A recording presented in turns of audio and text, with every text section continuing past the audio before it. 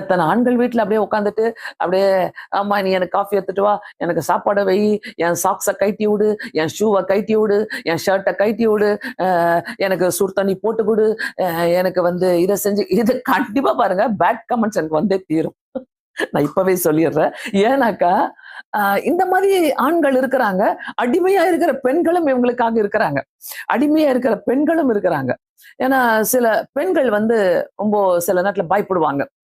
ஒரு நல்ல குடும்பத்துல இருந்து வந்த பெண்கள்லாம், ஐயோ நம்ம ஒருவேளை நம்மள பிரிஞ்சிருவோமோ, வீட்டை விட்டு வெளியே போயிடுவாங்களோ, இல்ல ஒருவேளை டிவோர்ஸ் ஆயிடுமோ, அவருக்கு கோபம் வந்துருமோ, அப்படிலாம் சொல்லிட்டு பயப்படுவாங்க. நல்லா கேட்டுக்கங்க, நிறைய பெண்கள் நல்லா படிச்சவங்க, நல்லா வேலை செய்யறவங்க, கை ஃபுல்லா சம்பாதிக்கிறவங்க சொல்லுவாங்க, எங்க நான் சம்பாதிச்சா அப்படியே எங்க வீட்டுக்கார்ட்ட கொடுத்துருவேன். என்ன பண்றாரு அவரு? ஃபுல்லா கடனா தான் இருக்கும். இதெல்லாம் யோசிக்கும் போது ஒரு ஹாப்பி ஃபேமிலிக்குள்ள என்ன இருக்கணும்? அண்டர்ஸ்டாண்டிங் இருக்கணும். எங்களுடைய வாழ்க்கையில நாங்க சம்பாதித்த காலங்களில பாத்தீங்கன்னாக்கா, முதல் வந்து அந்த அப்பெல்லாம் அந்த ஏடிஎம் எல்லாம் கிடையாது இல்ல, கையில தான் சம்பளம் கொடுப்பாங்க. அதை கொண்டு வந்து வீட்டுல கொண்டு வந்து அந்த கவரை வைத்து 2 பேரும் பணத்தை எடுத்து ஜோம் பண்ணுவோம்.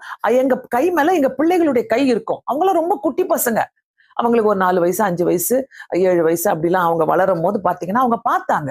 அவங்க அந்த பணத்தை எடுத்து நாங்க இந்த மாதம் ஃபுல்லா இதை ஆசீர்வதிங்க ஆண்டவரே சொல்லி போடும்போது எங்க மேல கையை வச்சுப்பாங்க.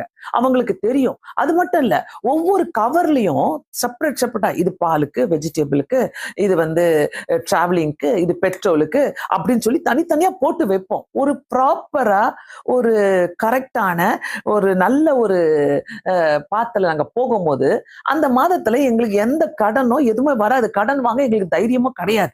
பிரியமானவர்களே, இந்த மாதிரி ஒரு ஐடியாஸை நம்ம வச்சு செய்யும் போது சிலருக்கெல்லாம் பிளானிங்கே கிடையாது. ஹஸ்பண்ட பேசக்கூட பயப்படுவாங்க சில மனைவிகள். ஐயோ நான் இப்படி காசு கேட்பேன், ஐயோ பயமா இருக்குது அப்படின்ட்டு. சில வேலை செய்யற மனைவிகளும் பயப்படுவாங்க, வீட்டுல ஹவுஸ் ஒய்ஃபா இருக்கிற மனைவிகளும் பயப்படுவாங்க. ஐயோ எனக்கு தெரியாது, நான் எப்படி காசை வாங்குவேன் அப்படின்ட்டு. அதெல்லாம் சொல்ல போனா நிறைய பேசிக்கிட்டே இருக்கலாம். பட் ஒரு ஹஸ்பண்ட் ஒய்ஃபுக்குள்ள sacrificial love and unconditional love இதெல்லாம் இருக்கும்போது, ஒரு சாக்ரிஃபைஸ் இருக்கும்போது கண்டிப்பாக கர்த்தர் அதை நமக்கு ஆசீர்வாதமாக மாற்றி தருகிற தேவனா இருக்கிறாரு.